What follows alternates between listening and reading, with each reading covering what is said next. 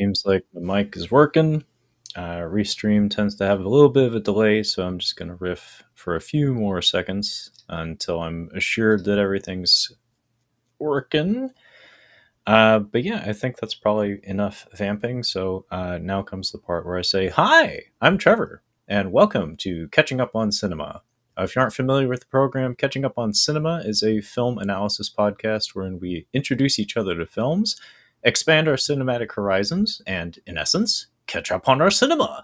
So it is the month of January 2025, very near to the end of January 2025. And it is once again that very special time of the month wherein we do a very special Catching Up on Blu-ray episode. Now, if you're not familiar with what a Catching Up on Blu-ray episode entails, essentially all this is an excuse for myself and occasionally a guest. In this case, it's just going to be me. You may have noticed that by now. Um, to take a look at the physical media release calendar.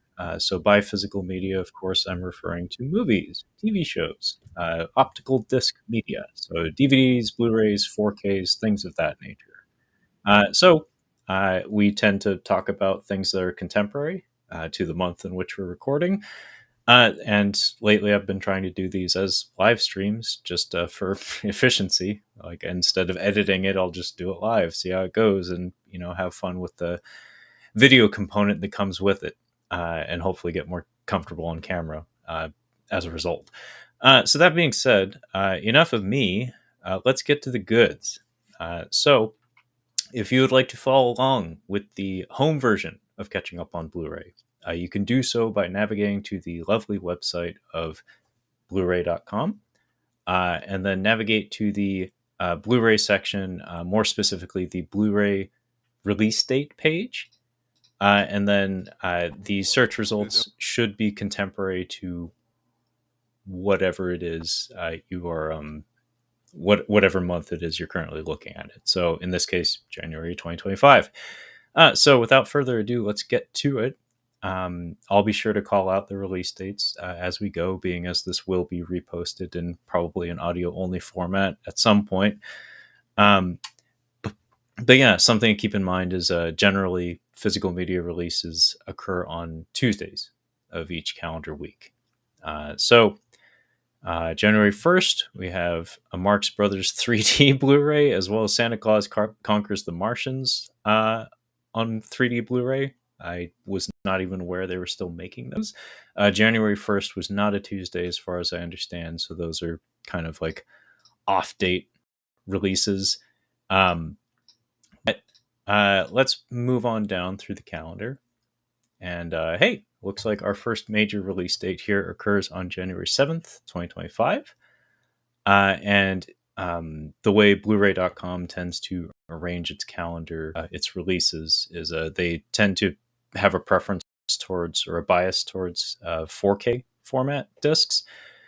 So don't be surprised if the first titles that get pushed to the front of each release date end up being 4K releases. So right out the gate, we have multiple iterations of David Fincher's Seven getting a 4K. I'm going to click on the Digipack version, being as I'm not really a Steelbook guy. I know a lot of people out there are. Myself and Brad from the Cinema Speak podcast, who I often do the show with, we're not Steelbook people. We didn't really buy into that ecosystem. So as a result, it just feels like we're on the road to kind of retroactively repurchase everything. It just seems silly at this point. But this, of course, is a very big deal release. Looks like it got a 4 out of 5 in terms of image quality, which would have been nice to get a 5 out of 5 on that one, being as it's a David Fincher film and his movies are often visually striking. I'm curious if there was ever a release of 7 on 4K, and it does not look to be the case. I do know, largely because I got it as a Christmas gift, Fincher's Zodiac was, wow, Blu-ray.com is spaz. I apologize. Can't for that just now, but hopefully that isn't a thing every time we open a new page for Blu-ray.com. But anyway, what I was saying was, it seems like kind of similar to Quentin Tarantino. A lot of Tarantino movies are releases, and I think some did in fact happen in the month of January 2025 already. Um, I think David Fincher, some of his filmography is also being upgraded to 4K contemporarily, like right now, uh, as evidenced by the Zodiac, also receiving being upgraded to 4K for the first time very recently. I got that as a Christmas gift from my fiance's family. Very nice gift. Still haven't cracked it open yet, though. But yeah, Seven. It's an earlier film from David Fincher. Also deals with a serial killer. It's kind of a modern classic of the genre, especially of the 90s vintage. It has a particular vibe that is very much of its time, a particular like griminess that it fits so well. Like Seven is a very rich film. It's very enjoyable. I would actually consider getting this. I don't have it yet though. Yojimbo and Sanjuro. This is a 2-pack from the Criterion Collection. So we have our first Criterion release for the month of January 2025. These are actually a series of films. Yojimbo and Sanjuro are connected to each other in the form of sharing a protagonist. Toshiro Mifune, of course, plays the protagonist in both films. Actually, I'm trying to remember what his name was. Tsubaki Sanjuro, I think, was his name. Anyway, these are excellent films. I have the Blu-ray version of this same box set, but this is an upgrade to 4K. That, of course, Kyle, my regular co-host on Catching Up on Cinema, he had a thought a long time ago that holds some credence, that like Janus films and the Criterion Collection, like half the reason it existed, like when the company first came about, seemingly as a means of securing the American distribution rights to the filmography of Akira Kurosawa. It's just so many of his films, if not all of his films, found their way into Criterion catalog at some point. So this is kind of great. These films are absolutely deserving of the 4K format. I do know that Seven Samurai recently got a 4K. I'd actually held back for probably over a decade in buying the Blu-ray of that movie because I suspected it would get a 4K at some point. Like there was, of course, the 4K didn't exist back then, but at some point, like after all my delay, like after putting it off for so long, 4K came about, and then I got wise to the fact that's like, I think if I hold out long enough, this movie will probably find its way to 4K, and sure enough, it did. But Yojimbo is excellent. It's oft imitated, officially remade by multiple countries, as far as I know, across multiple genres, sometimes as a Western, sometimes as a gangster film. Sanjuro is also quite good, but probably not as well known or wide. Like its reputation probably isn't as widely known. But they're both excellent films from an excellent director, featuring like the epitome of Japanese masculinity, Toshiro Mifune himself, who, funny enough, in his depiction of that, actually one of his great skills as an actor was his humanity. He was able to show a lot of dimension to his performances, and could be a clown as much as he could be, imperious and powerful. He could do anything. He was great. Miss him. I actually have a documentary. I think it's kind of cheesily called like Last Samurai or something. It's narrated by Keanu Reeves, of all people, who, I'm not saying he doesn't have a claim to have that honor bestowed on him, but when I think of Keanu Reeves, I don't think of voice acting. I don't think of narration. Like Action Dan or whatever, the Evil Knievel character that he played in Toy Story 4, that was fine. That works. But like dramatic narration is not what I think of when I think of his vocal talent. Anyway, Drag Me to Hell. Sam Raimi's, I think it's a PG-13 horror film. a supernatural horror film from 2009, is getting a 4K steelbook. Neat cover art. I assume this is a Shout slash Scream factory. Yeah, Shout slash Scream. And I apologize if the website freaks out again. Thankfully, it didn't. Have not seen Drag Me to Hell. I've seen things about it, though. I heard it was. I don't know how well it did in terms of box office, but the few people I know who've seen it thought it was pretty all right. Very Raimi. Like, it's a very, very Sam Raimi movie that in 2009, I think Spider-Man 3 was like 2007, so he was probably coming off of those. So this was probably not a return to form per se, but more just like a back to your roots kind of movie for him. And then he started doing that Wizard of Oz movie or whatever with James Franco, who, as far as I can tell, is like canceled or some shit. Anyway, Saturday Night from 2024.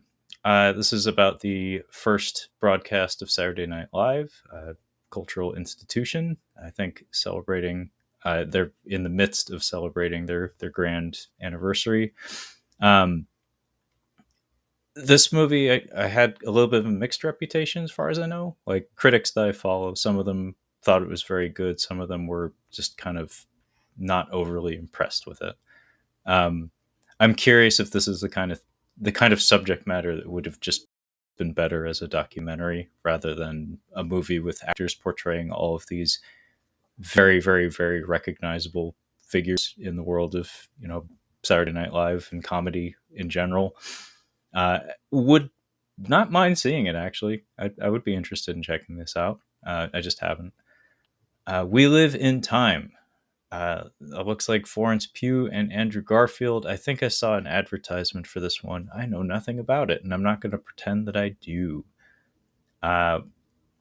We have a 4K edition of presumably all of the Peter Jackson for Lord of the Rings films. I'm guessing that's just like a double dip to cash in or attempt to cash in on the wild failure of the animated film that they made, the War of the Rohirrim. Just to put Lord of the Rings stuff out on the shelves, get it out in the public consciousness, remind people that it's a brand that they love, and maybe some people will grab it. Who knows?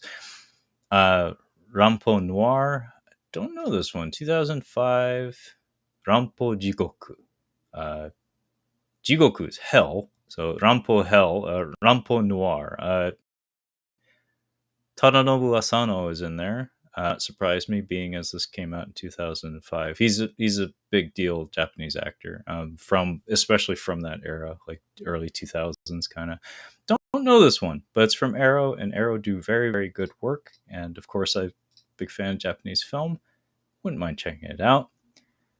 Sanctum is getting 4K release. This is from 2011. I think this was a documentary. I see James Cameron, Big Jim himself, probably involved as a producer or perhaps director. I think it's a documentary, not a feature, though. I'm going to skip on down, though, because I'm not in the mood to pretend that I know about things that I don't. So I'll just stick to what I know. And we'll say that Mill Creek is putting out Ultra Galaxy Fight Series. The full title of this is Ultra Galaxy Fight Series 1 through 3, plus Ultraman Regulos / First Mission. This is a Blu-ray box set that includes several specials. I don't know if they're feature length. I haven't dug that deep into it, but I know a lot about Ultraman. I don't know this part of Ultraman.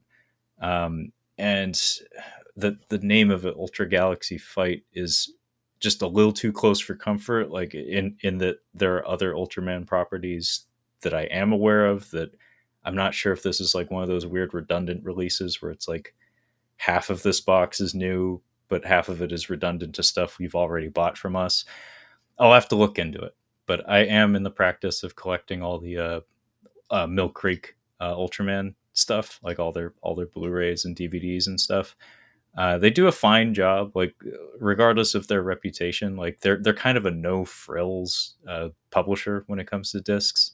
Like they don't like dress things up. They don't really give you many features or anything to speak of, but their transfers are fine.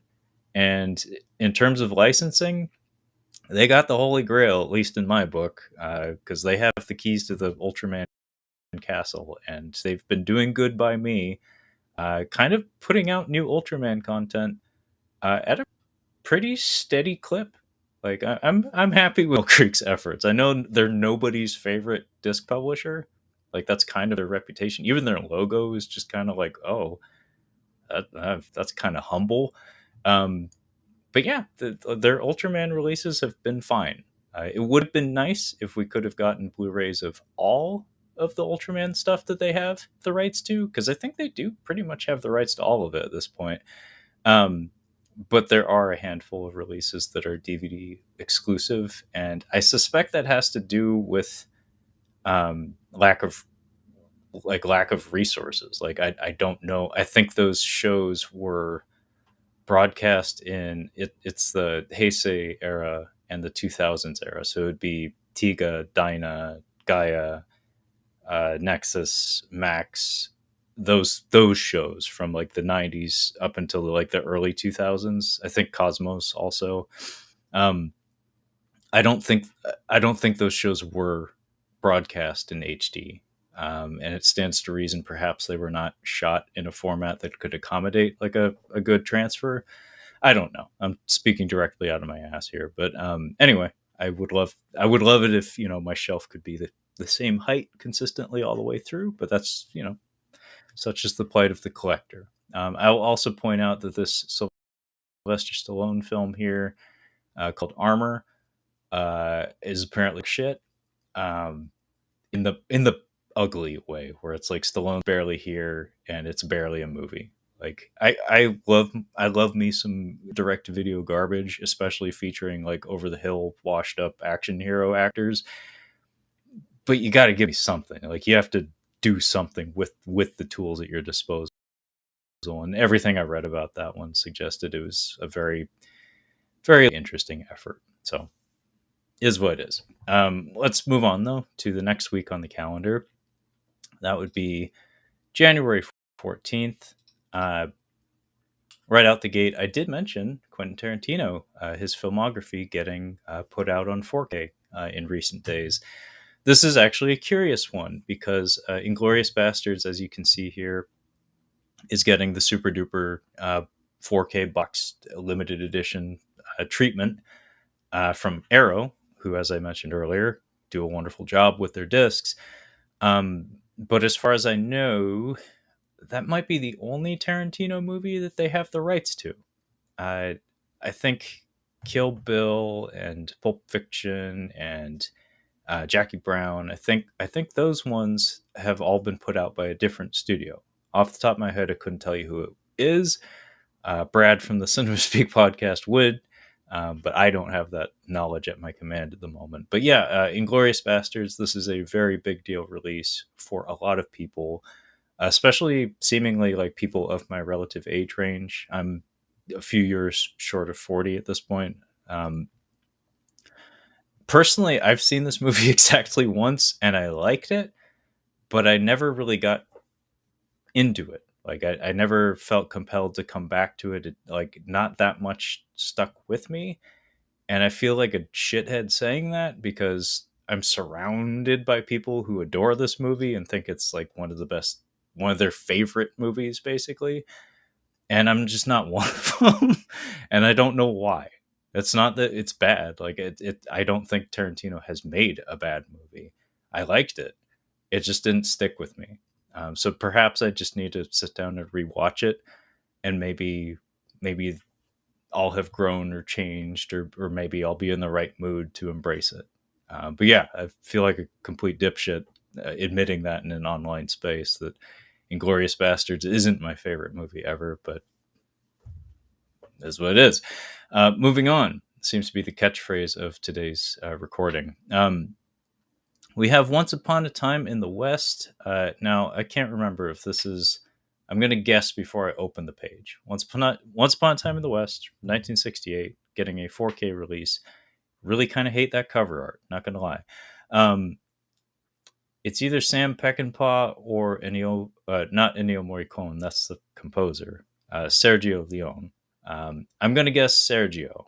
It's either Peckinpah or Leone. I'm going Sergio Leone. And again, this is me being a dipshit in an online space, admitting I, off the top of my head, I didn't know who made this movie. Sergio Leone got it in one. Written partially, apparently, by Dario Argento, a favorite of my buddy Brad from the Cinema Speak podcast. That's a fun little detail. And also Bernardo Bertolucci. That's a name. A name that I recognize in that it's a very recognizable name, but I actually couldn't cite a single film that he's made. Again, this is apparently the episode where I show my ass to everybody and show how little I know despite saying so much. This is apparently a classic spaghetti western. Actually a spaghetti western. One of those genres that carries an immense amount of respect. Everybody reveres these movies. Everybody references these movies, especially people in the film industry. Like the Western is so much the foundation for so many people's appreciation for film. But I'll be honest and say, as I have many times on the podcast, not a genre I've thoroughly explored. I have a lot of gaps of knowledge when it comes to Westerns, and that also includes spaghetti Westerns.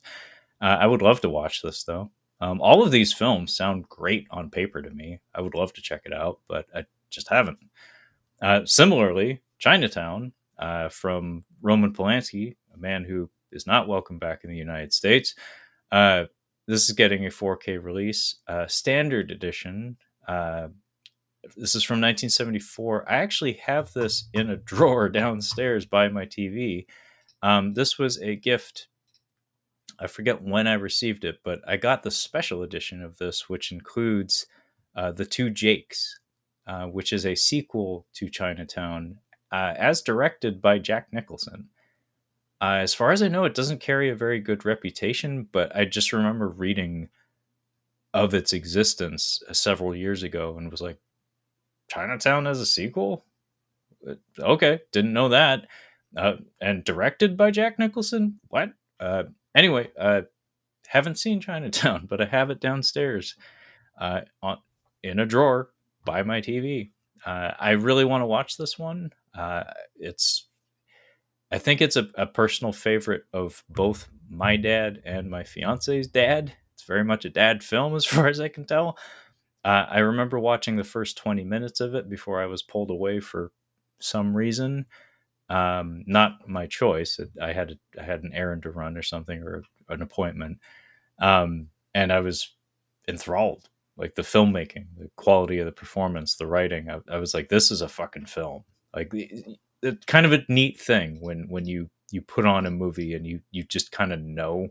It's like, oh, this is elevated material. Like this is not bargain bin garbage. Really want to watch this one. It has a wonderful reputation in spite of its director's reputation. And I have access to it. I can put it on whenever I want. But I think my fiance, because both of our dads happen to love this movie and have talked about it in the past, I think she wanted in. And sometimes finding time for both of us to sit down to watch a movie together is a lot more, not sometimes, it always is a little bit more tricky than me just, sitting down and popping something on at my leisure. I already have this one in the special edition. Incubus is getting a 4K release from 1966. I see William Shatner's name on the cover. I'm going to use my magic powers to try to remember what the deal is with this movie. I see it's an Arrow 4K. That's got the premium treatment. Shit. Is this the movie filmed in Esperanto? I think this might be the one that's filmed in Esperanto. If you're not familiar, dear listeners, I should probably verify before I go too deep here. Kia, I'll read the plot summary to you. Kia is a succubus luring to their final men who have already had who already have sinful habits and libertine inclinations. She tires of this. It's too easy, and these souls are going to hell anyway. She wants to match wits and charm with someone who is good. So, against the advice of her sister, a male, Kia seeks out Mark, a man who has already faced death with courage. After a night together, Kia finds that not only is Mark's goodness still intact, but she has been ravaged by love. In anger, she and Emil conjure an incubus to deal with Mark. The incubus starts with Mark's sister, Arndis. Who will win the struggle for souls? I'm gonna just use my. Yep, this is the Esperanto movie. Yep. Yes, this is indeed the Esperanto movie. That's literally the only thing I know about is that William Shatner did a weird fucking movie in the 60s filmed in Esperanto. So if you're not aware, dear listeners, and sorry if you already are, but I'm going to waste a few seconds of your time. Esperanto it's a manufactured language. Like it was created in modern times, and apparently the purpose of it was to create a universal language that could be easily learned and adopted globally. If you Google it, like if you look up a Wikipedia for it, they'll tell you statistics as to how many people speak it. But I always remember like what I didn't research this or anything. This is just like random. Like maybe I read this in one of those bathroom reader books. My family had those. I don't know if you guys had them, but those bathroom reader books, they're just filled with trivia factoids for when you're taking a shit and have nothing better to do. This is before we had cell phones. I remember reading like statistics that were shocking, where it's like, oh, this seemingly made up language that seems fake is actually utilized by people like globally. Anyway, there's a movie that's been shot in it, and it's called Incubus. That's literally all I know about it, and now it's on fucking 4K from Arrow. Jojo Dancer, Your Life is Calling. 4K, 1986. This is a Criterion release, and we do have a saying here at Catching Up on Cinema. If it's part of the Criterion collection, it's probably worth your time, regardless of what you know of it. This would be the case of a movie that I know fuck all about, but I, of course, recognize the face on the cover and also can confirm here it's a Richard Pryor film. I'll just go ahead and read the description here. After severely burning himself in a drug incident, a comedian has a near-death experience in which he reviews his life. Fascinating. Sounds semi-autobiographical, being as I'm not overly familiar with Richard Pryor's comedy, more his reputation. I've seen some of his act. I've seen him in a couple of movies, in fact. I like him with Gene Wilder. Makes me happy. Of course, there was a real-life incident where he did, in fact, self-immolate by accident, involved in a drug incident, as far as I recall. So sounds like a semi-autobiographical, like maybe examination of his own life, perhaps told in the form of a fictional narrative. Interesting. Did not know that existed. This Jojo Dancer film. Similarly, The Mother and the Whore, from 1973. Don't know this one either, but it's Criterion, appears to be French, and it's on 4K now. So somebody cares, not me. Somebody does, though. Shaw Brothers Classics. This is a collection of The Silent Swordsman, Rape of the Sword, The Fastest Sword, Twin Blades of Doom, 12 Deadly Coins, Vengeance is a Golden Blade, A Taste of Cold Steel, The Iron Buddha, The Jade-Faced Assassin, Mission Impossible, not starring Tom Cruise, and Six Assassins. And this comes to us from Shout Factory, who've been cranking these guys out for a while. I think they put out like big old box sets every once in a while, and it could be the case that this is just like a scaled down version of one of their previous releases or something. I'm a martial arts film fan. It is one of my favorite things in cinema is fighting on film. It's it's my niche, it's my lane, it's like my favorite thing. However, when it comes to kind of the wuxia, the more fanciful Chinese subgenre of martial arts films, or martial arts films of a certain vintage, like primarily the 60s, or earlier for that matter, just the interest level isn't the same. I'm more of a contemporary guy, like the 80s and onward is largely where my interest lies. It's a personal thing, it's a taste thing. So even though martial arts spectacle on film is always going to be amazing and fascinating to me, it's just not my favorite flavor of it, I guess. So I actually don't have any of these and probably won't ever pick any of them up.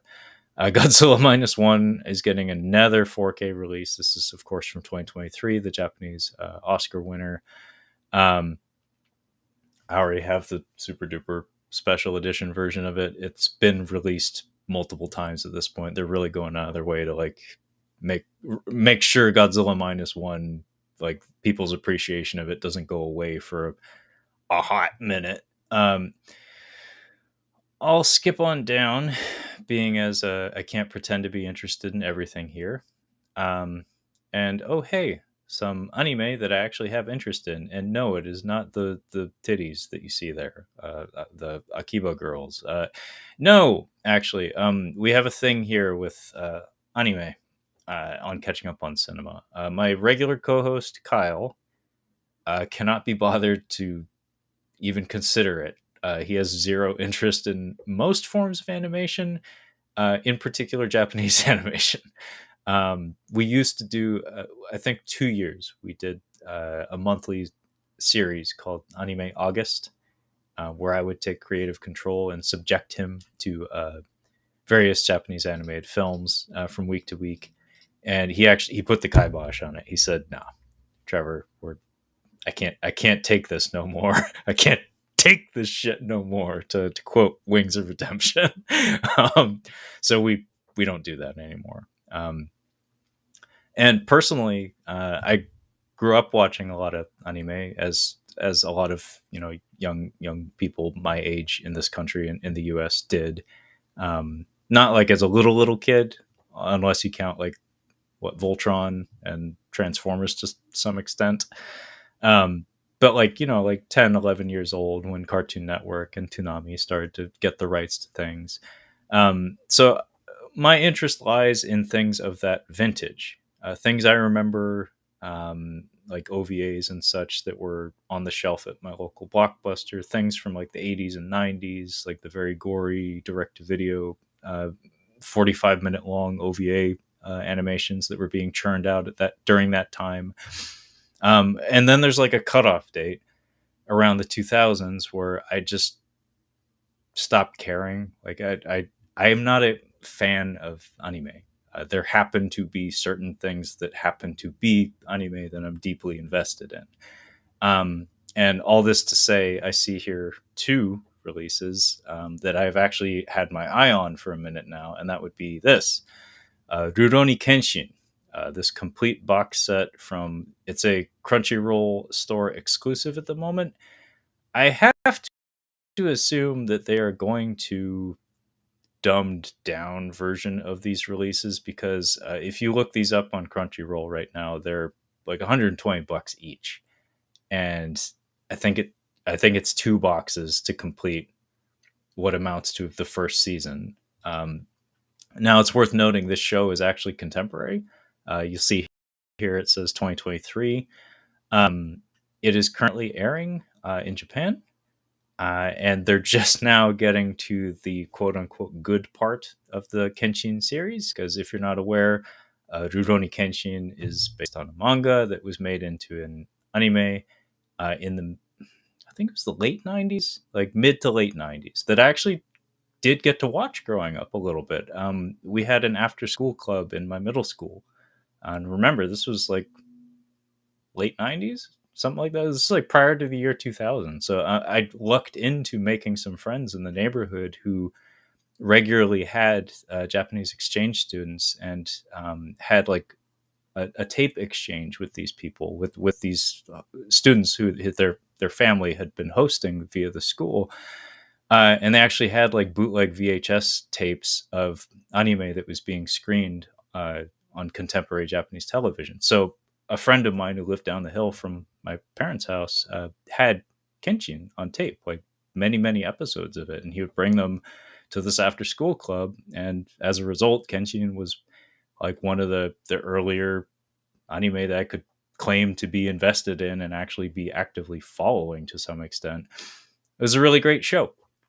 I think the live action films are actually the best distillation of the property. That's my personal preference. Remember, I'm a martial arts guy, so the sword fighting in those films, choreographed by Kenji Tanigaki, uh, really amazing stuff. Forever solidified him as a choreographer that I will take notice of whenever his name is attached to something. I think the live action movies hit the tone better than the anime or the manga from the 90s. Which brings us to now, where I only just like within the past few months became aware of this. They're remaking Rurouni Kenshin as a, I presume, weekly televised anime, and kind of similar to what they did with Dragon Ball Z Kai. Um, the idea is the manga and the anime from the 90s were being produced concurrent to one another, like in parallel to one another. And as a result, in order to slow the pace of production uh, and allow the author, who apparently is canceled, by the way, not a good person, apparently, seems to happen to a lot of mangaka. Anyway, they slowed the pace and they created filler. So they made a lot of padding episodes for the anime that really fuck up the pacing and make for a little bit of a sloggy experience once you get past the quote good part. Kyoto is the good part. Everybody, it's like Universal. Kyoto, when they get to Kyoto, the whole story figures itself out. They find their footing, they find their pace, they find their characters, and then after they get out of there, it's like, oh, was that the good part? And I don't know. I didn't really follow it after that, but um, that's where they are right now in the current Japanese broadcast of this show. By the way, uh, I'm on the fence as to whether or not I want to give this a shot because, like I said, I did actually. Not everybody can claim this, but I did actually grow up watching this show, and I'm kind of attached to the look and feel of it. Like there's some vocal performances in there, in particular the soundtrack. The score for the original Kenshin show is kind of special, and I don't imagine they'll.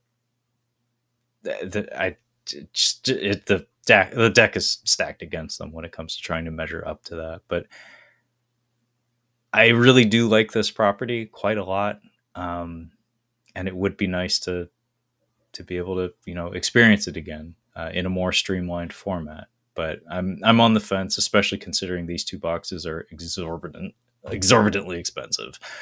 But yeah, that's my Kenshin spiel. Wait another few months and I'll probably do it again. uh, Moving on, January 21st, 2025 is our next release date. And hey, I did mention this earlier, Quentin Tarantino. Hey, here's some more Quentin Tarantino movies. In fact, the very same three that I cited. It's almost like we're at the end of the month and all this shit's already out, and I've already witnessed it come out. I'm not psychic, I swear. So we have Kill Bill Volume 2, and Jackie Brown, all on 4K. And who is putting these out? Lionsgate is putting out Kill Bill, presumably 1 and 2. I haven't read up on these. Oh, half for image quality on the 4K. That's not good with that because we like these movies. I mean, like I said, I'm a martial arts guy, so of course I have a soft spot for Kill Bill 1 and 2. I'm curious if they have the international version of the Crazy 88s fight. I'm sure you're aware of this, but the what was it? The Crazy 88s fight, at least the Japanese home video release of it is in color. for censorship reasons, to get through censorship, uh, they had to they had to conduct that sequence in black and white for the American version of the film. So there's that bit where, in the midst of the fighting, just, the arterial spray, the very chambara, very very 1970s Japanese like style of like arterial spray stuff is happening, and then at a certain point, fairly early in that fight, everything snaps to grayscale, and then there's that really awesome cut where she blinks and color is restored to the world toward like at the end of the fight. Basically, it doesn't hurt the film at all. In fact, that little stylistic flourish of timing the cut to the blink is actually a very skillful way of making it feel intentional, even though it was imposed on the film technically. I'd just be curious to know if that was like a special feature or something on the disc. But yeah, 3.5 out of 5 ain't great. Jackie Brown, also Lionsgate. That's mostly all I cared about. Got a 4.5 out of 5. So apparently they handled Jackie Brown with a lot more care, which is very nice, being as Jackie Brown, I think, at the time of its release, was not heralded as like an exceptional Tarantino movie, but in more recent years, a lot of people have come around to it, and it seems to have a sterling reputation these days. People really like Jackie Brown now.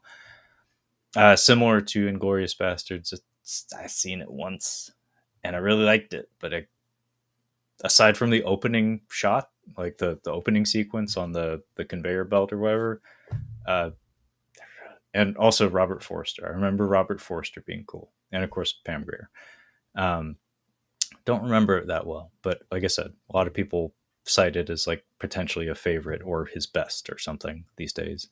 The Substance, Gorly Fageux. That's the name of the director. I don't speak French. This is a Mubi disc, a Mubi 4K. So Mubi, I don't know how many physical media releases they have under their belt, but it looks like very few. So yeah, Mubi is becoming a contender in the physical media realm, and it got a 5 out of 5 in terms of image quality. So I'd say, yeah, Mubi's here to stay. The Substance, Demi Moore, Margaret Qualley. For some reason, I kept calling her Margot when we reviewed this one, but we did in fact review this one at length for Catching Up on Cinema, and yeah, we both really really liked it. It's absolutely blunt as a goddamn sledgehammer when it comes to its theming, but it's a fucking film. Like top to bottom, like aesthetically, performance wise, writing, everything about it is exceptional. I really enjoyed The Substance. I was very happy to have the opportunity to see it in the theater with my buddy Kyle, who I regularly do the podcast with. The Cell, Tarsum Singh's The Cell. I think sometimes just goes by Tarsum. The Cell on 4K. This is from the year 2000, and this is an Arrow Super Duper 4K Special Edition. This is a strange movie. It's kind of about a serial killer.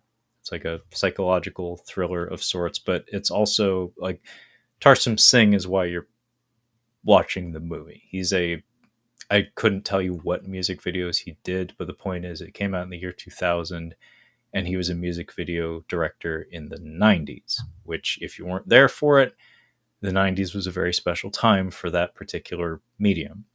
Music videos were high art in the 90s. They went above and beyond to make some truly incredible things in the 90s, and he parlayed those skills, those visualist sensibilities towards the making of this movie, which, it's not on paper. I wouldn't say it's like an amazing script or anything like that, but this is an audio visual experience, and very striking imagery, very striking costuming in particular. Vincent D'Onofrio is allowed to go fucking ape shit and do some wild shit in it. Interesting movie in that regard. Worth a look, I'd say. Venom: The Last Dance is getting several different special editions, but point is, Venom: The Last Dance is Venom 3 from the year 2024. It's coming out on 4K and Blu-ray and is frustratingly expensive at the moment. I do have completionist tendencies in me, and I already have Venom 1 and 2 on Blu-ray, and I most assuredly will get Venom 3 on Blu-ray as well. But it's still sitting at like $25. And it's actually been out for a minute as far as I know. And yeah, the 4K is like $30 or something. It's obnoxious. I want this to pop up in a bargain bin for $5 or $8 or something. Then I'll get Venom 3, and then I'll watch Venom 3, and then I'll be able to tell everybody how mediocre it is, because I assume that's the case. I haven't actually seen it. I actually kind of wanted to go out and see it in the theater, but busy. I don't know. Didn't get around to it. Didn't happen. But I will. Like I said, I have the other two on my shelf. I'll have that one. Smile 2 is getting a 4K release, presumably a Blu-ray as well. This was kind of a big deal horror release from 2024. It comes to us from Paramount.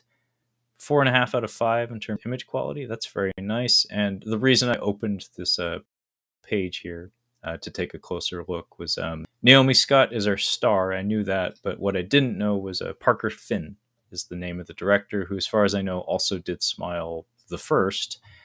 And Smile the First owes quite a lot to J-horror films of the late 90s, early 2000s. Quite a lot, in fact. But aesthetically, it's very strong.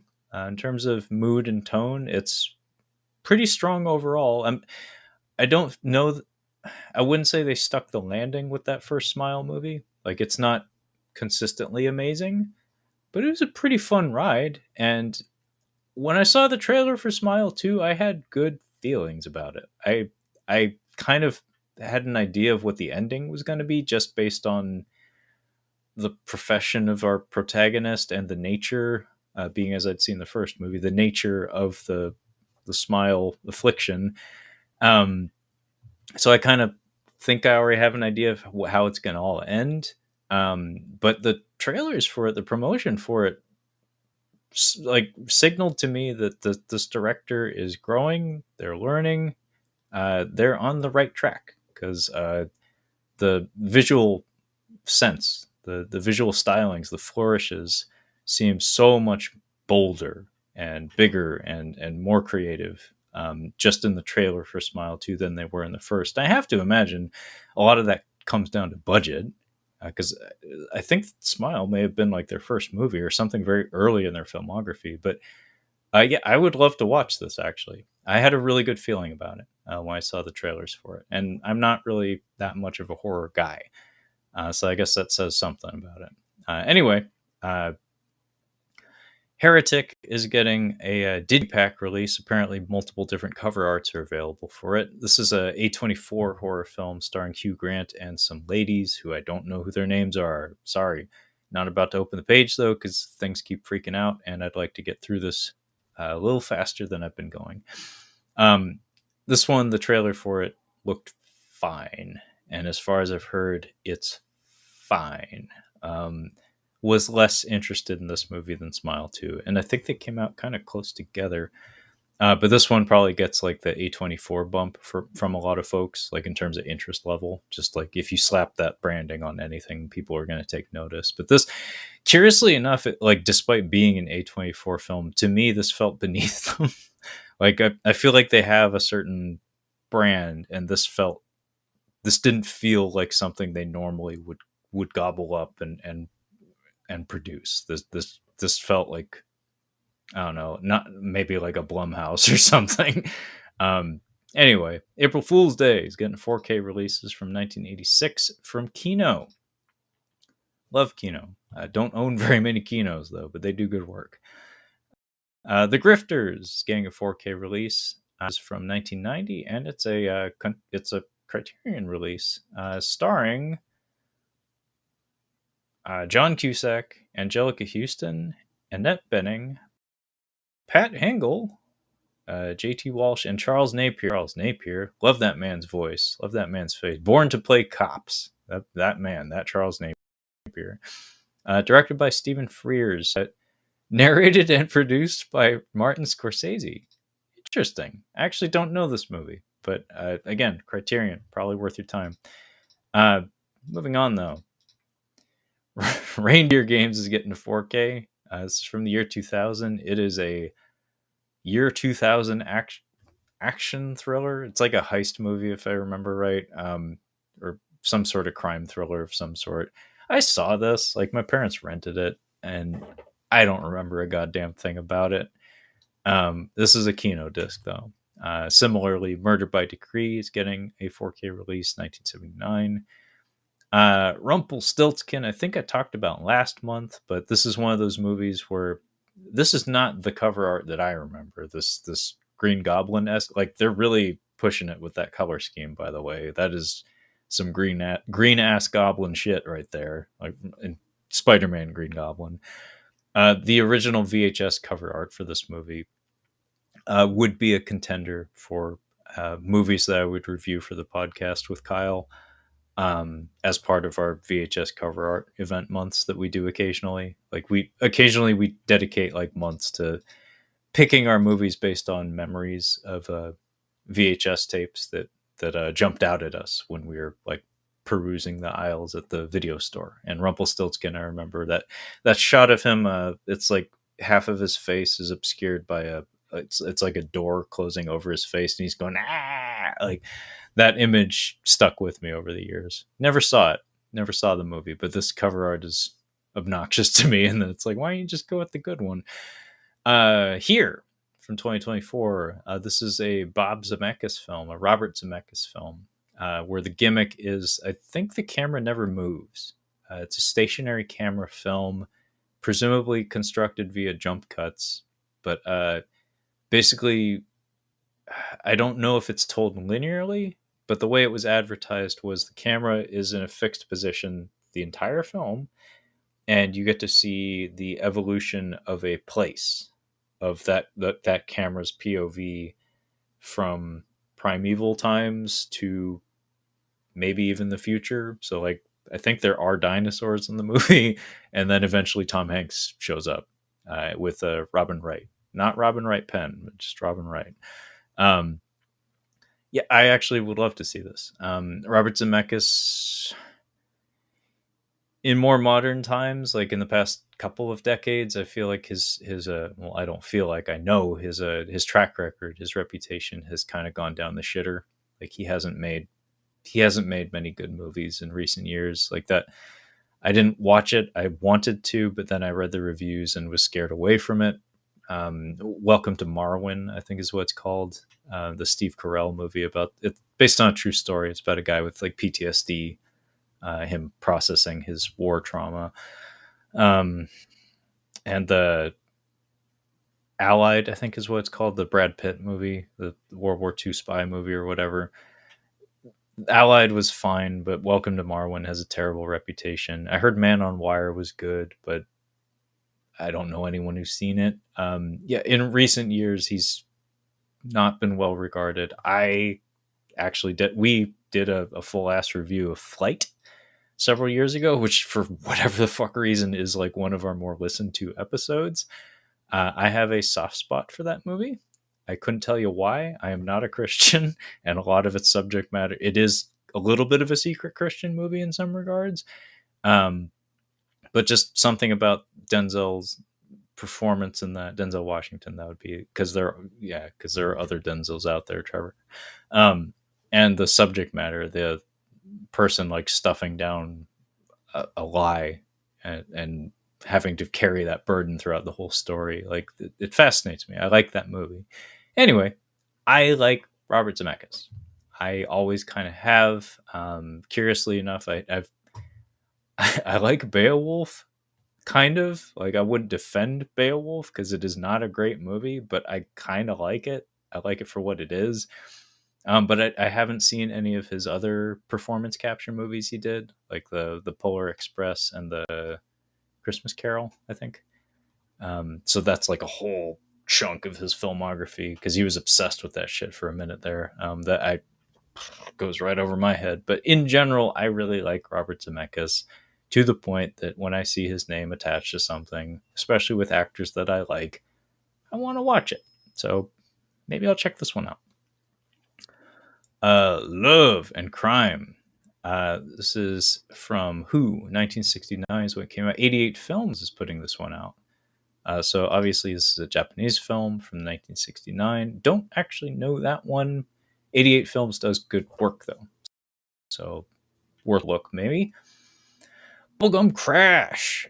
This is a another entry in the Bubblegum Crisis, like the grander tapestry of the Bubblegum Crisis universe of anime, OVAs in particular. I have Bubblegum Crisis. I remember, I forget the name of it actually, but there was a remake of Bubblegum Crisis that came out in the late 90s that a friend of mine was really into. I'll probably end up collecting all of these at some point. I suspect this is a Right Stuff release or Animego, excuse me. They do good work, but their stuff tends to be expensive. So we'll see if I pick it up sooner rather than later. Hey, Jackie Chan has, I think, 2 movies coming out this month. There's this one, A Legend, but then he has the Panda movie. It's like the Panda Plan, I think, or something. Stay tuned. I'm pretty sure Jackie's going to show up again later this month. Rumors from 2024. Actually, kind of like this retro cover art. Makes me think of something from the 1970s. It's from Decal Releasing, directed by Evan and Galen Johnson and Guy Matt. Stars Kate Blanchett, Rolando Ravello, Charles Dance. Love Charles Dance. The leaders of 7 wealthy democracies get lost in the woods while drafting a statement on a global crisis, facing danger as they attempt to find their way out. Oh, okay. I didn't know the name of this movie. I knew the plot summary as I was reading it. I had heard of it. I think I heard it was good. I can't remember that. The Return. This is Ralph Fiennes, who apparently got super fucking jacked for this role. I couldn't tell you how important that would have been to his performance, but oh hey, Juliette Binoche presumably plays his wife. I can't remember the name of. It's like Penelope or something. Odysseus's wife. This was a movie I kind of wanted to see in the theater. Actually, I'll just read the plot summary. After 20 years away, Odysseus decides to come back. The king has finally returned home, but much has changed in his kingdom since he left to fight in the Trojan War. This is the closing act, I guess, of the Odyssey, as far as I understand it. I don't know about you guys out there, but I remember and actually own on DVD the Armando Sante starring TV movie of the Odyssey. And I was really into Greek mythology when I was around that age, around like 10, 11, 12 years old. And I had like lots of like children's book versions of the Greek myths because let's be honest, a lot of Greek myths involve a lot of fucking, and I was a kid. Point is, I had a fascination in that stuff. I kind of always have, and the Odyssey in particular, partially on the strength of that pretty darn good TV movie, 2-parter. That was kind of like maybe a close favorite. Like I was really into Hercules mostly, but Odysseus and the Odyssey, good stuff. Like that one. So this is the closing act of the story, and I like Ralph Fiennes quite a lot. It seemed like something he was really invested in, and I don't know, I just had a good feeling about it. So maybe a big year for Ralph Fiennes because I think Conclave also came out around the same time. Is he like the really jacked Pope in it? Like, I mean, I know he's wearing a robe, but like if he was shooting both at the same time, then he would have been super jacked. Anyway, I don't know if I would buy that, but I do want to see it. There is a Venom box set that's probably cheaper than just buying one of the movies, honestly. Oh fucking Christ! Feed from 2005. 20th anniversary edition. This is an Unearthed Films release. Now, the reason I spotlight this one is not because it's good. Feed, if you're not aware, is a movie I became aware of via a bad movie website around 2005. It's about kind of like a serial killer who is he's a feeder. So he captures ladies and he feeds them until they die. And I think he live streams it.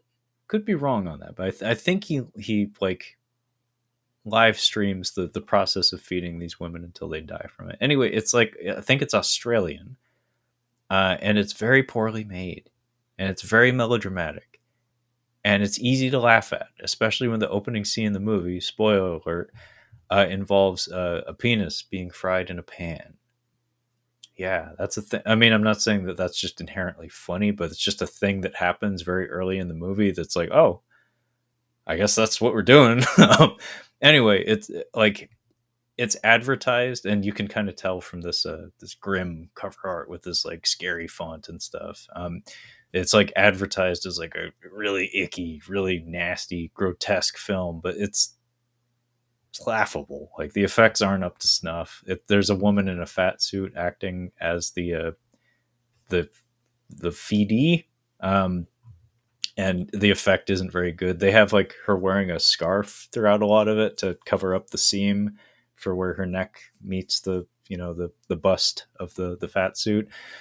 And yeah, the effects, the quality of the effects aren't there. The script is melodramatic and reaches a bit too far. It's very fun to laugh at, though, especially when you get to the ending credits. There's a song that plays over the end credits that is quite funny. Look it up. But yeah, Feed. And never in a million fucking years would I expect anybody to celebrate the 20th anniversary of this fucking film. Oh, hey, Hades, Developing Hell, the complete series. It's from 2021. Speaking of Greek mythology, apparently this is a physical version of a developer documentary about the making of this game, Hades, which is excellent fucking game. Which I don't know if the sequel's out yet. Perhaps it is. Perhaps this is an advertising tool for that. But yeah, Hades. If you're into games, look into it. It's a good one. Okay, let's head on down. I think we're going to close out the end of the month here. So January 27th is an off date release, but I'll just say the names. Cafe Flesh, 4K 1982. Girl Slaves of Morgana Le Fay, The Punishment. All of these appear to be softcore porn, if not hardcore porn. And Street Trash is getting a Blu-ray release from Vinegar Syndrome. This is a remake of Street Trash, which I forget if it's from Australia or New Zealand.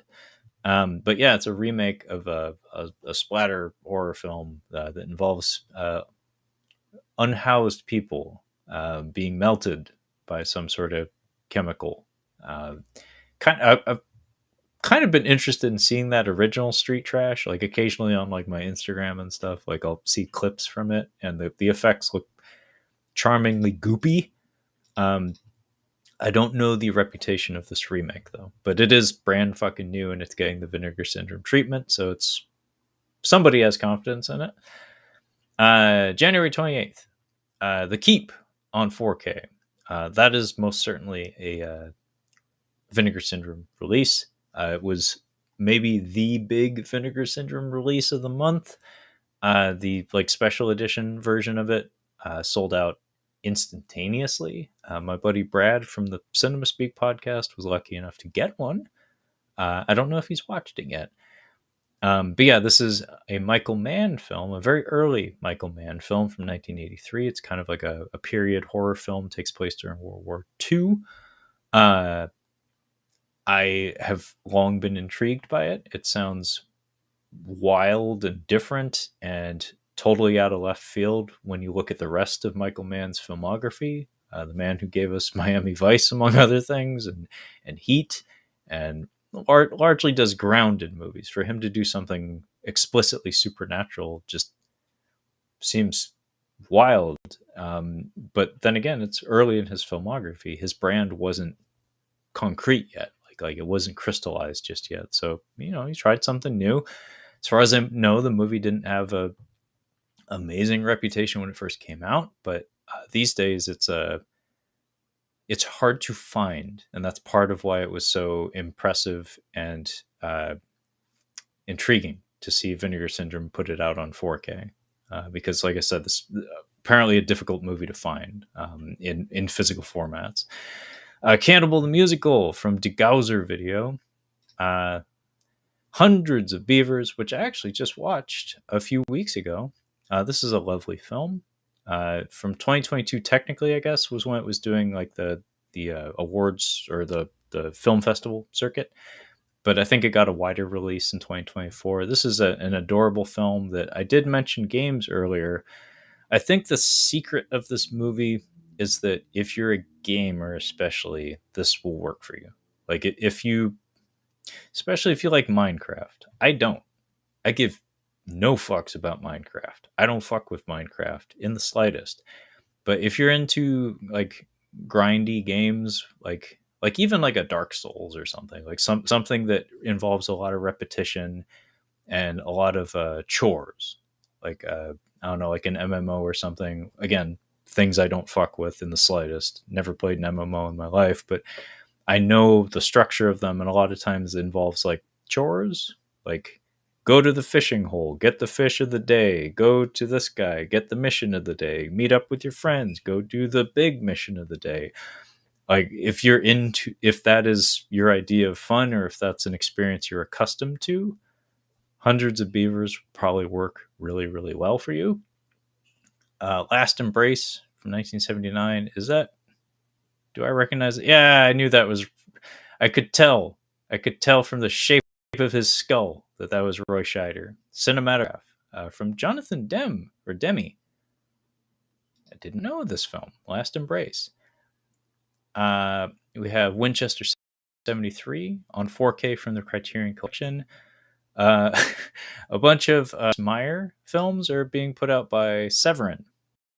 Now, if you don't know who Russ Meyer is, he is a man who likes big titties. Russ Meyer's reputation was that of making titty flicks.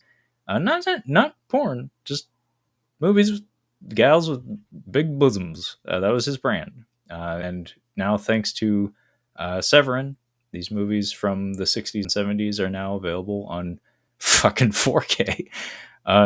Man, the world of physical media is a strange place these days. From AGFA, the American Genre Film Archive, we get Blood Arama, Triple Frightmare 2.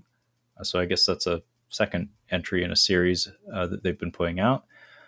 Sea of Love is getting a 4K release from Kino. It's an Al Pacino film that I'm not familiar with. And now comes the part where I skip things because I don't actually know anything about them. Orca is actually a film I quite like. It's getting a 4K from Kino. I think it might be like an MGM Blu-ray or something, or Shout Factory maybe. I think I have like a Shout Factory Blu-ray of this movie, so I don't feel inclined to double dip on Orca, but I quite like this movie. It was criticized as being a Jaws cash-in or Jaws ripoff at the time in 1977.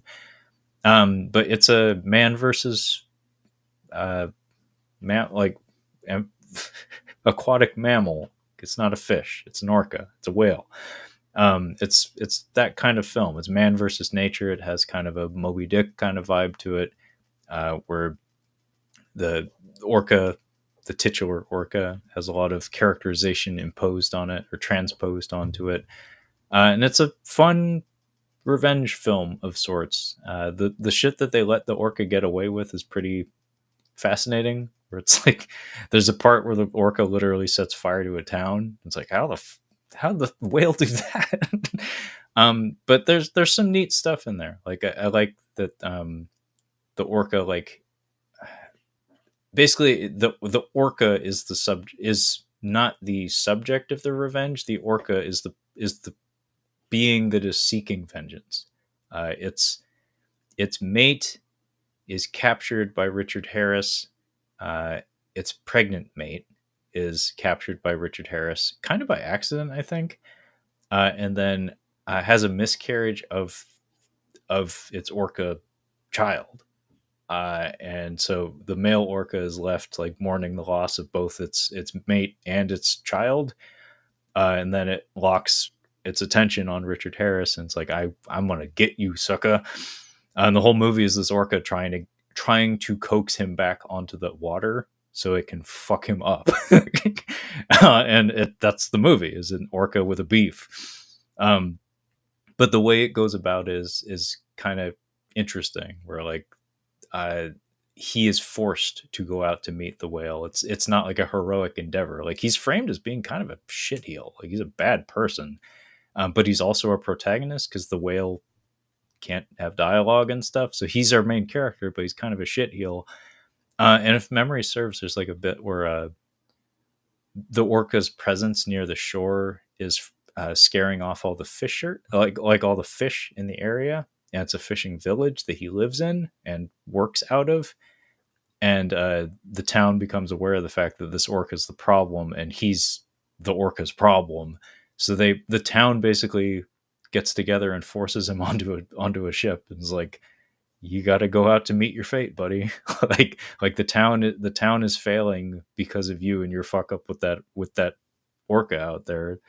Go deal with it.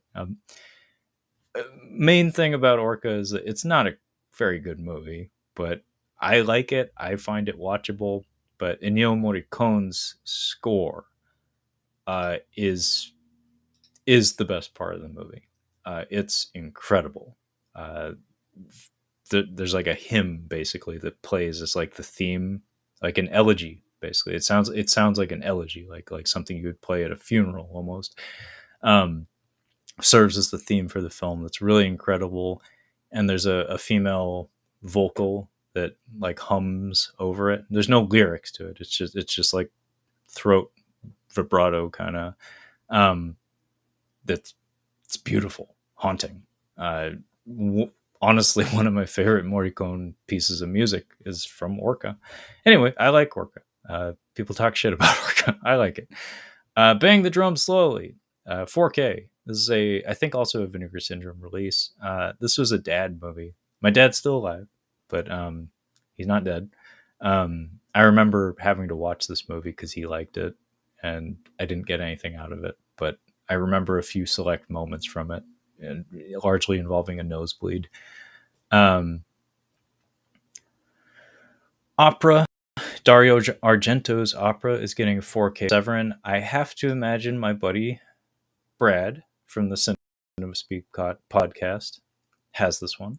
He is a big fan of Dario Argento, and also Severin. I think he has quite a lot of their titles as well. Disembodied on 4K. My buddy Brad, speaking of which, did a live stream covering the recent Vinegar Syndrome sale, and I think this was one of the titles he was most interested in at the time. Chris Claremont's X-Men from 2018. If you're not familiar, Chris Claremont was a comic book writer, had one of the most illustrious and most well-regarded runs on Marvel's X-Men over the course of multiple decades.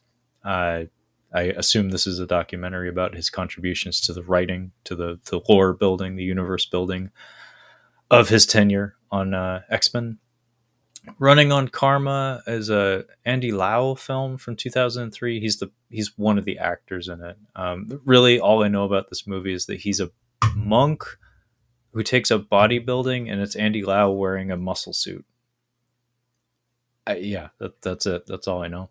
I remember seeing a trailer in 2003 or something. The Last Witch Hunter is getting a special edition Steelbook 4K. If you're not aware, The Last Witch Hunter is Vin Diesel's Dungeons and Dragons campaign realized on film. So it's a passion project of Vin Diesel's that I don't think anybody saw. Keanu and Company, 1985, 1986. This is apparently like a trio of like after school specials put out by Vinegar Syndrome or one of their partner labels that like one of them features Keanu Reeves in it and the rest of it's just Canadian PSAs or something. Yeah, wild shit. I don't know who would bother with any of that, but somebody will. It's got Vinegar Syndrome's name on it. Somebody's gonna buy it. Um, and yeah, I'm not gonna pretend I'm interested in anything else here. Was there one other one? No, no. I think I can call it good here. So that's the end of January 2025. So now comes the part where I will move my way backwards through the calendar and call out any titles that I think I'm going to end up bringing into my home, either to purchase or to rent or just watch. So, working my way backwards here. Oh yeah, Ninja Scroll is getting a new Blu-ray release. Who's putting it out? Sentai Filmworks is putting it out. I don't. I think it might be a case where like a new publisher is taking hold of the property of Ninja Scroll, because I remember seeing for sale the very same Blu-ray of it that I have that I've had for several years, and it was like over $100. And apparently, it's because it's out of print, or the licenseship of the licensing of Ninja Scroll changed over to a different producer, like different publisher or something. I don't know exactly what happened, but for some reason, the Blu-ray that I've had for years of this movie is suddenly worth a lot of money, and now we have this new one that's probably virtually identical. I can't imagine it's that different. Anyway, go figure. I'm gonna buy all the Russ Meyer Blu-rays or 4Ks. Excuse me. They gave him the 4K, the 4K true. No, I'm not. I'm not gonna put that on my shelf. Oh yeah, The Seventh Curse and The Witch from Nepal. These are two Vinegar Syndrome titles. At least one of which stars Chow Yun-fat. These are wild Chinese horror films, more like special effect, like supernatural special effects showcase movies. I've seen clips from both of these. I've not actually seen them, nor do I know that much about them, but they look like really good fun for sitting on the couch and eating pizza with your friends and watching. They seem like those kinds of movies. Hundreds of Beavers I considered owning. I was very impressed with it. Not overly impressed though. Like I didn't adore it the way some other folks did, but I did like it. I thought it was a very quality film. I'm gonna get Feed. I'm gonna buy the 20th anniversary edition of Feed. No, I'm not. The Return I do want to see. Bubblegum Crash I will eventually. Here I would like to see. Not gonna pay a cent for it though. Venom: The Last Dance. Obligated to get it. I'm gonna get it on Blu-ray just for consistency. I have the other two on Blu-ray. I'm not gonna do the thing where you have two Blu-rays and one 4K. That fucks up your shelf.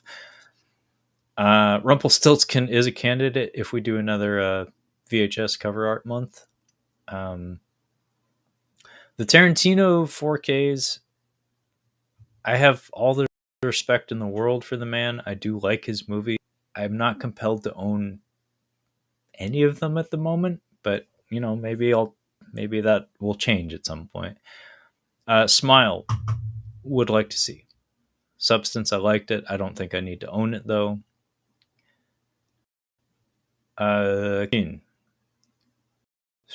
That price tag is real fucking steep. Too steep. But I might be dumb enough one of these days to pull the trigger on it. So that's a maybe. I'm still on the fence. I need to read more reviews as to how the show is doing. Because what I would hate to happen is I did mention there's a quote good part of the show, like a good chunk of it. What I would hate to see happen is they get to the good part, and then in Japan, where it's currently airing, it gets canceled. And then they never even really do the good part. I don't think that'll happen. if it gets canceled, it'll be after the good part. So I don't think that that'll be the case, but that would be really fucked up if that happened, where I dump hundreds of dollars into trying to watch this show, and then like before they get to the good part, like I just end up with a half completed show on my shelf that will never ever be filled out. It's happened before. Chinatown I already have. I have the special edition one that has the two Jakes packed in with it. Same goes for Godzilla minus one. I have the super special edition of this one right here. Or excuse me, back. I showed you that it's ass. My bad. Ultra Galaxy Fight. It's Ultraman. I do Ultraman, so that's probably a certainty at some point. And 7. I have Zodiac. I love Zodiac. I don't know if I love 7, but it's been a really long time since I watched it, so there's a very good chance that I do love it. It's just been so long that I don't remember that. But I just, moreover, I would love an excuse to give it another shot. So 7 is a maybe as well. So a lot of maybes. And a couple of gimmies, largely in the form of Ultraman and like Venom and stuff. But yeah, a little bit of a wonky month. Not the best. So yeah, I guess now comes the part where we're done looking at the calendar, so I can wrap things up here and just say I didn't get any chats this time, so I have no idea if anybody was watching this whole time I was talking. Probably I was just talking into the void, which is entirely fine. That's at the moment, that's not the point of these. The point is to live stream it, to get more comfortable being on camera, and to save myself the trouble of having to edit these in any real fashion. Just fart it out there onto the internet, hope for the best. So yeah, if you're watching this, you already know where to find me on the YouTubes. But just bear in mind, Catching Up on Cinema is a weekly movie review podcast, audio only, but twice a month. Basically twice a month minimum. We try to do live streams for, like, as I just did in the form of the Catching Up on Blu-ray stuff, where we talk about what has come out this month on DVD, Blu-ray, or 4K, and also Tales from the Shelf, where myself and my buddy Brad talk about movies from our respective shelves. We both own quite a lot of physical media. So once a month we get together and we just pick a theme, like a subject matter, to like a unifying topic. And we just swap stories. It's show and tell with movies. That's all it is. And we have a blast doing it. Really looking forward to it. Hopefully we'll be doing that in the next couple of days here. So stay tuned for that. But yeah, the show is called Catching Up on Cinema. We post every Tuesday without fail for 7 years or some shit. We have a huge back catalog, so check it out and like, share, subscribe, and all that. We're on pretty much every podcasting platform you can imagine. And that being said, thank you so much for listening and hopefully watching. I have no idea if anybody watched this, but we will catch you next time. Bye.